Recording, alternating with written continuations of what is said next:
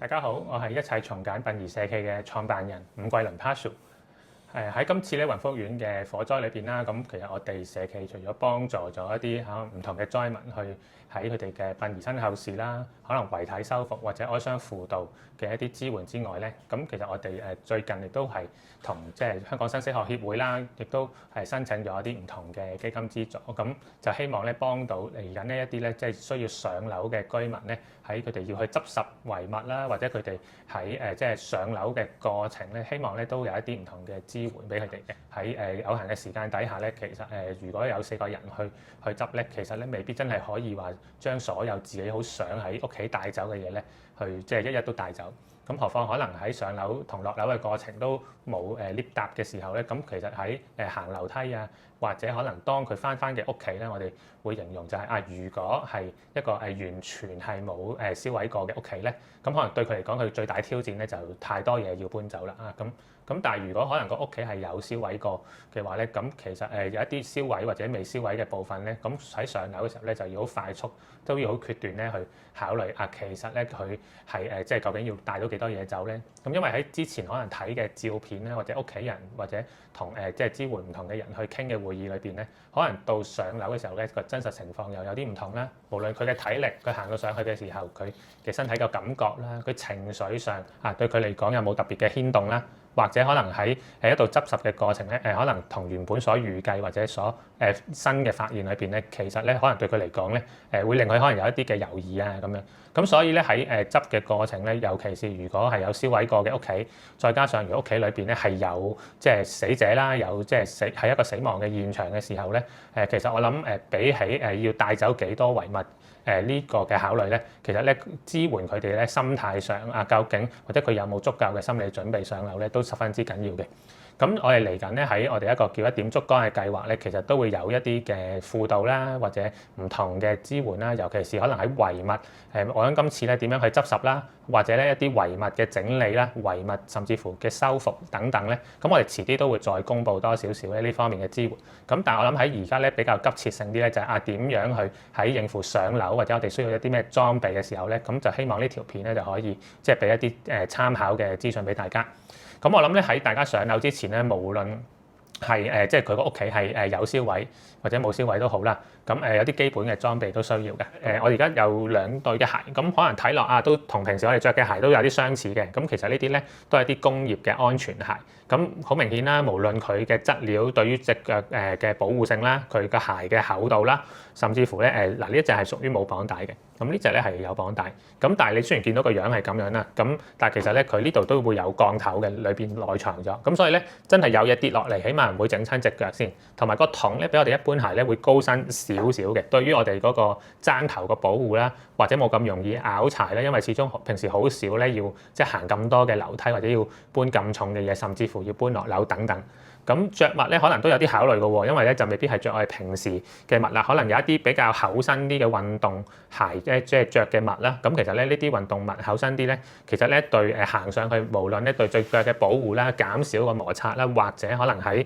即係我諗佢自己嘅舒適程度或者索汗咧，其實咧都會有幫助嘅。咁呢啲鞋底全部都係防線啦，所以雖然佢哋大家上到去咧都唔會話個地下會好濕滑咁樣就唔會嘅。咁但係咧其中比較多粉塵啦，咁其實咧個地下都一定會比我哋平常嘅地下跣一啲嘅。咁另外上樓咧始終咧個樓宇結構咧始終經過火災咧有機會，咁咧會有一啲唔同嘅需要咧係喺除咗對腳之外，就我哋個頭部嘅保護啦。咁所以會需要戴翻安全嘅頭盔啦。或者可能咧，你會想像下其實我都會戴個口罩嘅。咁口罩當然你可能可以考慮戴翻你一般嘅口罩啦。咁但係咧如果即係嗰個地方可能係燒毀過，個味道除咗大之外，亦都多即係一啲碳塵啦，即係灰塵等等咧。咁嗱，我手上有2個嘅口罩，咁其實都係屬於 N95。咁可能大家都會諗N95聽落都咁咪真係會好焗咯。咁其實當然會比一般嘅口罩會焗少少。咁但係你見到啦呢個前邊有個即係幫助可能透氣嘅濾嘴啦。就算呢隻係對接嘅，呢隻叫即係呢隻應該係會舒服一啲嘅。咁佢都係個簡單嘅濾嘴咁起碼我諗即係除咗隔灰塵啊味道一啲之外咧，咁其實佢透氣可能已經係比一般可能 N95會好一啲㗎啦。咁咁如果呢一種可能高規格少少咁，其實雖然咧佢要另外裝濾嘴嘅，咁但係呢個對於個口比較貼服啲啦，咁同埋佢唞氣咧呢個都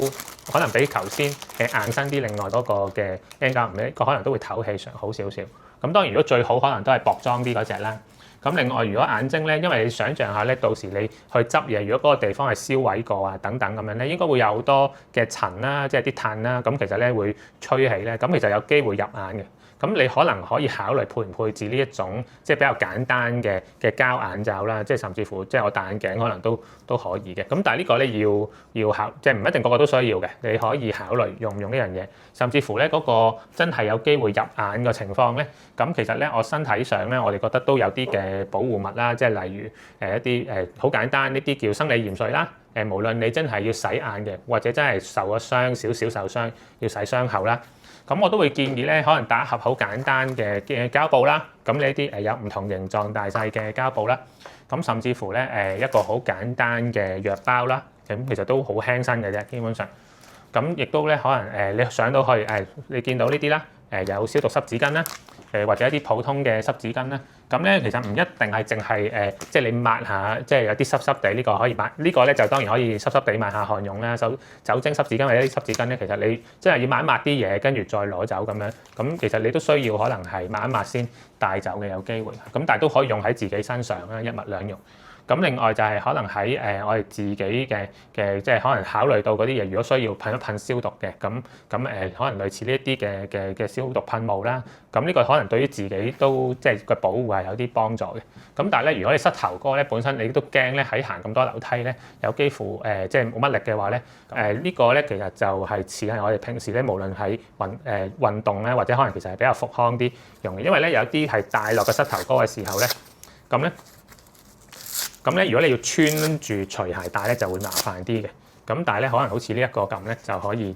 就可以包住個膝頭哥咁樣。咁同埋咧呢啲咧都基本上都係屬於比較輕便啲啦。咁我諗咧上樓梯你可能考慮用唔用咧，但係如果落樓梯咧我係比較建議，因為上山容易落山難啊。咁尤其是落山嗰下你仲要帶多咗嘢啦，個負重更加多咧。咁呢啲你見到一個咧細細盒一包咁樣，咁當然你帶2個膝頭哥啦，咁就會有啲幫助啦。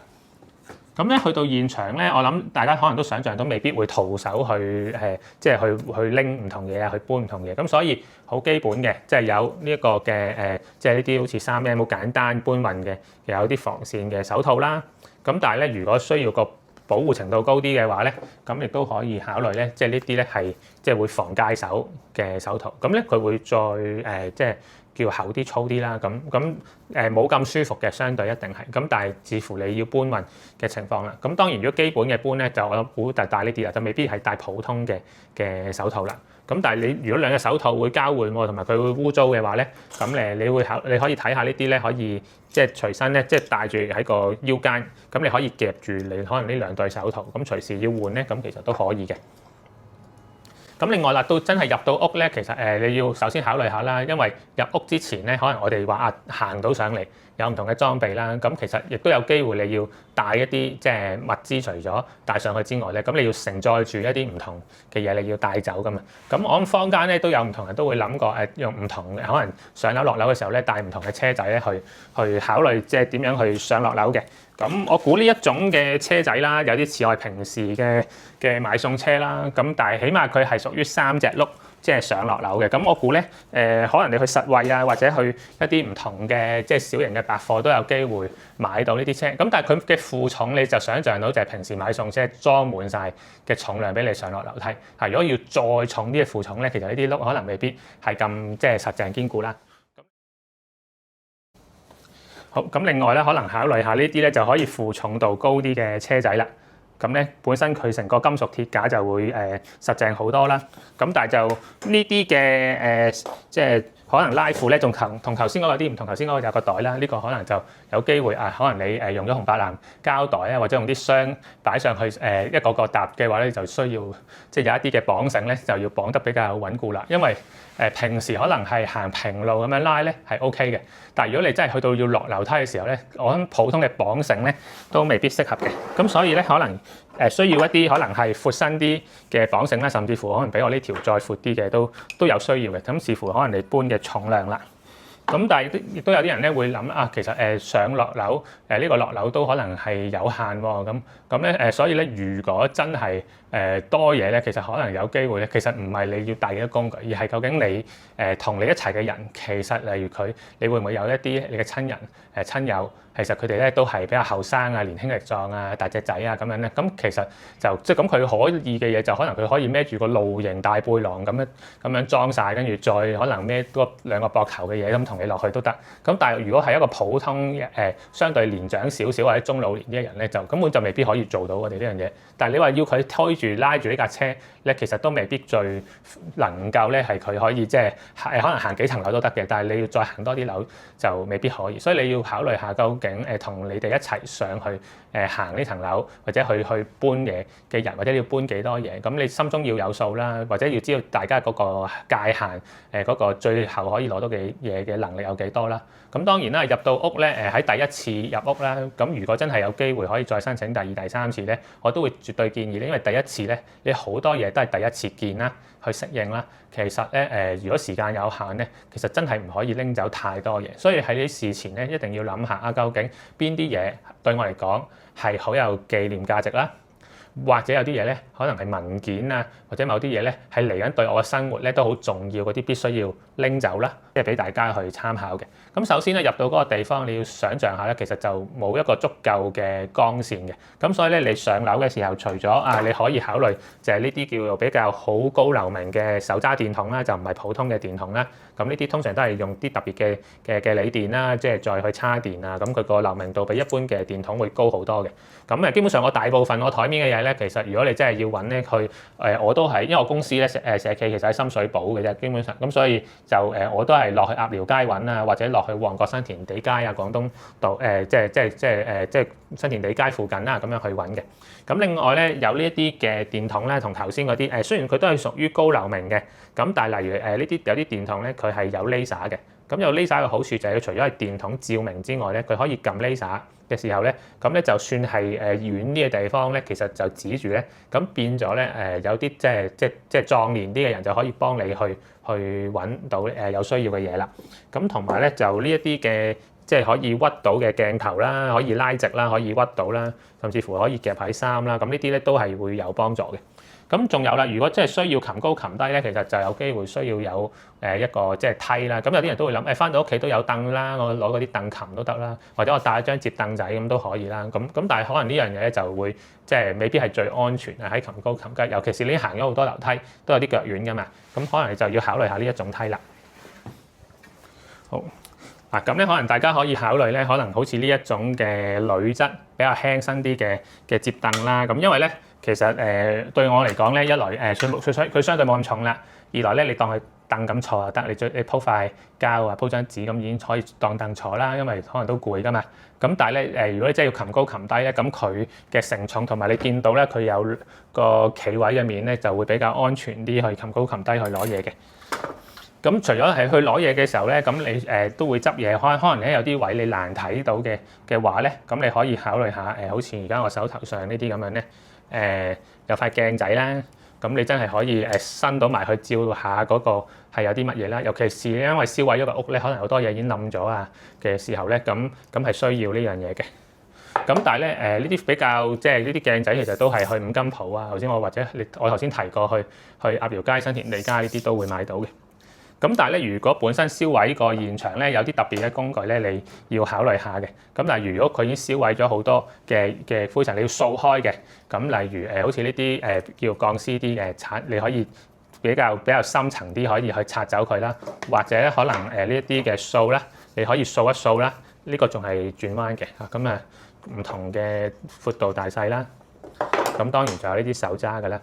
咁但係啦，當然如果佢係燒毀有啲嘢，你真係要去撬開啊，再唔同嘅嘢去鏟啊，咁其實有機會嘅，尤其是啲嘢燒咗溶咗咧。咁例如你見到好似我呢啲咧有把咁嘅鋸啦，咁呢啲鋸其實都係即係有個掣咁，其實佢可以即係收埋跟住打開，咁比較都叫做安全啲嘅都可以係啦。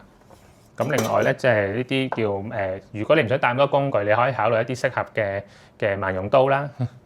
咁你會見到咧我有一啲唔同嘅剪嘅鉗啦，咁呢啲都係有機會，因為平時容易開合嘅嘢，或者容易打開嘅嘢，或者你容易掹開，但係你而家隻手好難掹，可能呢啲嘅大鉗啦，去真係幫手去鉗去掹走啲嘢啦，一啲可能呢啲比較大把啲嘅戒刀啦，呢啲咧真係有個剪口嘅鉗啦，呢啲係啦。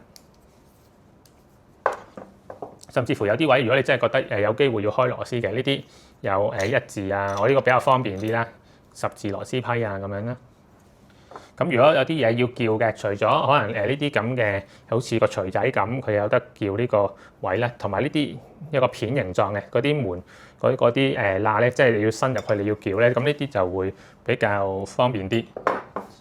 咁或者咧比較垃雜啲嘅嘢啦，除咗唔用手之外，呢啲似係做即係農務嗰啲啦，咁嘅鏟啦，咁但係你見到有個鏟，亦都有拆，呢個都係方便，係比較已經銷毀咗比較混亂啲嘅地方嘅。咁甚至乎咧有啲嘢你真係想拆一拆佢咧，你見我咧就有呢啲大塊啲嘅百潔布，咁因為你有個鉸剪喺身㗎嘛，咁你可以剪咗合適嘅形狀咧，就攞去拆咁樣又得。咁如果咧有啲地方真係太暗啦，呢啲咧比較大盞啲，可以起碼開3個鐘都係仍然好光嘅呢啲嘅大光燈啦。或者可能如果你覺得嗰啲比較太大啦、沉重啲，可能你想多幾個，可能呢啲細個呢啲都係比一般嘅叫電筒會高流明度啲。咁同埋因為佢呢啲用 Type C 叉電咧，咁你即係擺幾隻咁樣唔同校住，你見到佢可以校個角度咁樣去用都得嘅。咁另外咧，即係如果咧要去到一啲比較大型啲嘅鏟嘅話咧，咁可能要考慮下嗱，我呢個咧就有一支棍啦。咁其實咧就亦都有一支短柄嘅棍。咁其實呢個係比較配合咧，就係我哋平時去鏟嘢嗰啲鏟咧，其實佢個力度係冇咁高嘅。如果你嗰啲嘢係難鏟嘅話，咁而家我手頭上呢啲咧，呢啲係啲風鋼嘅鏟啦。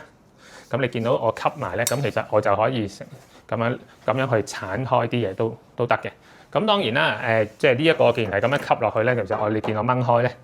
咁其實短柄咁樣都得。咁頭先嗰個係比較闊啲嘅，呢個咧短啲，咁樣去鏟開啲嘢啦。咁因為呢啲風鋼嘅鏟咧，其實係啲船廠去鏟船體啲蠔殼啊咁樣去用嘅，咁所以你見到短柄、長柄啊，或者用呢啲鏟咧，佢係有足夠力度咧去做我哋頭先講話要鏟嘅工作。咁你基本上吸實啲咧就好實，咁成個咧就喺度噶啦。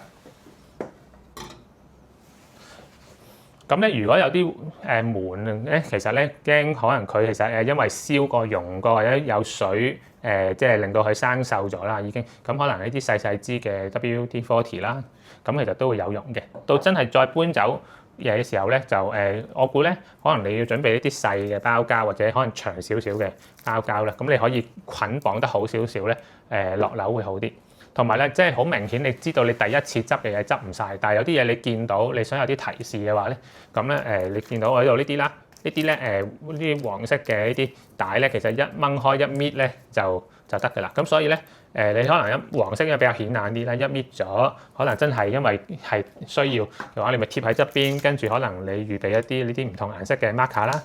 甚至乎咧，可能你純粹係我攞個幼身啲、窄身啲嘅黃嘅膠帶，咁我搣開貼上去，貼個箭嘴指住，咁呢個下次要攞嘅嘢係啲乜嘢咁？咁呢個都係有啲即係幫助嘅喺呢個提示上。咁有啲再額外嘅嘢，可能會唔會要有反光嘅保護衣啊？甚至乎如果真係有老人家咧，咁其實例如呢一啲嘅拐杖啦，咁其實咧拐杖我就會建議就唔好用啲單頭嗰啲嘅，就用個有隻爪咁樣呢啲。但係太大隻爪咧，又會影響行樓梯。咁所以呢啲叫細爪啲嘅呢啲嘅拐杖咧就會好啲。咁同埋如果你覺得唔需要用啊，吳生話我呢個話啲鏟咁樣好似好誇張喎咁樣。咁其實咧呢支拐杖就算你上到去咧，你伸長，因為呢個可以較長短嘅。咁你較咗個長短，你較長啲咧，其實基本上佢都可以幫你撥開啲嘢啊，即係整開啲嘢咁樣。咁所以呢個都係有佢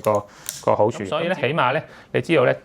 唔係話我呢度所有台面嘅裝備咧都一定要帶晒，而係咧可能中間你事前都要同屋企人有個好嘅計劃啦，究竟你屋企例如有燒毀到冇燒毀到嘅，其實冇燒毀過有好多呢啲嘅工具可能都係唔需要嘅。咁但係如果有燒毀過就有特別需要啦，或者可能如果有燒毀過之餘嗰度都係即係死者